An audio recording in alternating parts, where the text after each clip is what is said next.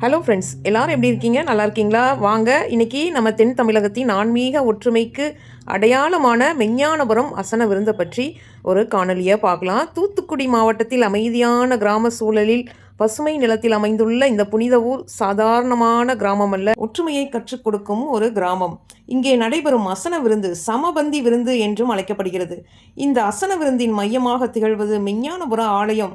ஆண்டுதோறும் நடைபெறும் அசன காரியங்களும் அதனைத் தொடர்ந்து நடைபெறும் சமபந்தி விருந்தும் ஆயிரக்கணக்கான மக்களை ஒன்றிணைக்கிறது. இந்த விழாவின் சிறப்பு என்ன தெரியுமா? இது உணவுக்காக மட்டும் நடத்தப்படும் விருந்து இல்லை. இது சமத்துவத்துக்கான சாட்சி, இது அன்புக்கான அழைப்பு, இது மனிதநேயத்தின் திருவிழா. அசன விழாவுக்கு முந்தைய நாள் இரவு தயாரிப்புகள் ஆரம்பமாகிவிடும்.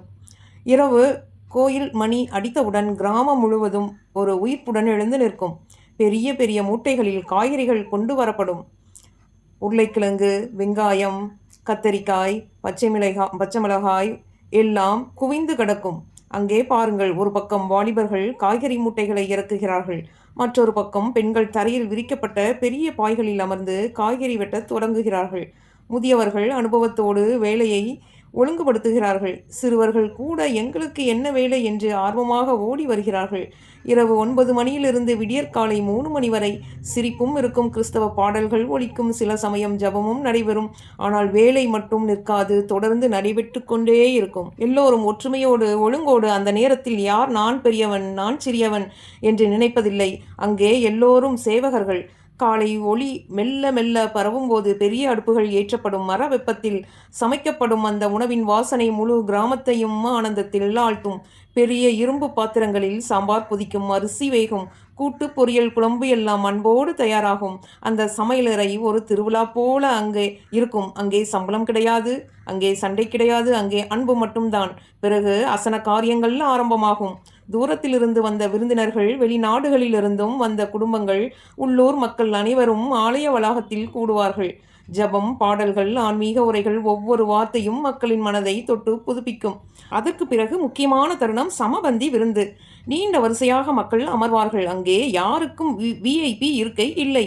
பணக்காரர் ஏழை என்ற பாகுபாடு இல்லை. எந்த மதம் எந்த இனத்தவர் என்ற கேள்வியே இல்லை. அனைவரும் ஒரே வரிசையில் அமர்ந்து ஒரே மாதிரியான உணவை பெறுவார்கள். சிறுவர்கள் கைகளில் வாட்டர் பாட்டில்கள், வாழை இலைகள் கொண்டு பரிமாறுவார்கள். அண்ணா சாம்பார் வேணுமா, அம்மா இன்னும் கொஞ்சம் சாப்பாடு வேணுமா என்ற அந்த குழந்தைகளின் முகத்தில் இருக்கும் சிரிப்பு, அதுவே இந்த விழாவிற்கு அழகு. அந்த சமபந்தி விருந்தில் நாங்களும் மண் தரையில் அமர்ந்தோம். ஆனால் அது சாதாரண மண் தரை இல்லை.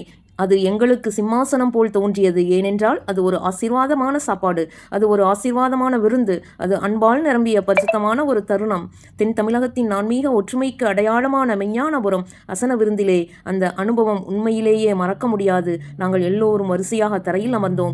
சிறியவர்கள் ஓடி வந்து பசுமையான இலைகளை எங்களுக்கு முன் விரித்தார்கள். அந்த இலைகள் சாதாரண இலைகள் இல்லை, அது அன்பின் அடையாளம். பிறகு குடிநீர் பாட்டில்கள் கொண்டு வந்து வைத்தார்கள். எல்லாம் ஒழுங்காக பரிமாறப்பட்டது.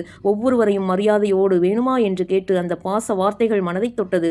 முதலில் கூட்டு வைக்கப்பட்டது, அதன் வாசனை மனதை கவர்ந்தது. பின்னர் வெண்ணிற சாப்பாடு எங்கள் இலை மீது வைக்கப்பட்டது. அதன் மேல் சூடான குழம்பும் ஊற்றப்பட்டது. அந்த தருணத்தில் நாங்கள் உணவு மட்டும் சாப்பிடவில்லை, அன்பை சுவைத்தோம், ஒற்றுமையை உணர்ந்தோம், ஆசீர்வாதத்தை பெற்றோம். அந்த அறுசுவையான உணவு இனிப்பு, புளிப்பு, காரம், உப்பு, எள்ளம் சரியான அளவில் இருந்தது. ஆனால் அதைவிட அதிகமான சுவை, அன்பின் சுவை இருந்தது. சிறுவர்கள் முதல் பெரியவர்கள் வரை அனைவரும் மனமாற பரிமாறினார்கள். யாருக்கும் உயர்வு தாழ்வு இல்லை. அங்கே இருந்தது ஒற்றுமை மட்டுமே, அன்பு மட்டுமே. அந்த உணவை உண்டு முடித்த போது எங்கள் வயிறு மட்டும் நிறையவில்லை, எங்கள் மனமும் நிறைந்தது. இது உணவு இல்லை, இது ஆசீர்வாதம் என்ற உணர்வோடு மகிழ்ச்சியாய் நன்றியோடு ஆசீர்வாதத்தை பெற்றுக்கொண்டு அந்த சமபந்தி விருந்தின் அனுபவம் வாழ்க்கை முழுவதும் மறக்க முடியாத ஒன்றாக எங்களுக்கு இருந்தது. சமபந்தி விருந்து முடிந்ததும் அந்த ஆனந்தம் அங்கேயே நின்றுவிடவில்லை நண்பர்களே. அதற்கு பிறகு எங்கும் கிடைக்காத ஒரு சுவை நம்மை காத்திருந்தது. அது குச்சி ஐஸ்கிரீம்.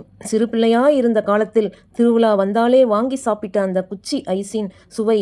கிராம திருவிழாக்களில் கூட்ட நெரிசல், கையில் ஐஸ்கிரீம் பிடித்து நண்பர்களோடு நின்று சாப்பிட்ட அந்த நினைவுகள் எல்லாம் மனதில் மலர ஆரம்பித்தது.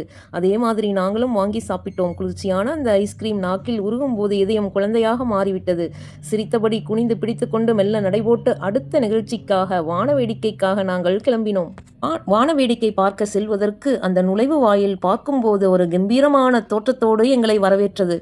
எல்லோருமே சிறுவர்கள் போல குடும்பமாய் சந்தோஷமாக துள்ளி குதித்து வான வேடிக்கையை பார்க்க நாங்கள் சென்று கொண்டிருந்தோம். இதோ ஆரம்பித்து விட்டது. வானங்கள் முழுவதும் வண்ணங்கள் மலர ஆரம்பித்தன. பூவாளி போல வானத்தில் பூத்துக் குலுங்கும் ஒளிகள். 7 வண்ணங்களில் பிரகாசித்த அந்த பட்டாசுகள் சிவப்பு, பச்சை, நீலம், மஞ்சள், ஊதா, தங்க நிற ஒளிக்கதிர்கள்.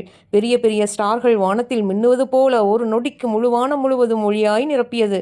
அதை பார்க்க கண்கொள்ளா காட்சியாக இருந்தது. சிறுவர் முதல் பெரியவர் வரை, குழந்தைகள் முதல் முதியவர்கள் வரை அனைவரும் ஆகா என்று ஆர்ப்பரித்து மகிழ்ந்தார்கள். சிலர் அந்த வண்ணமயமான வானவேடிக்கை நம்முடைய மனதையும் வண்ணமயமாக்கியது.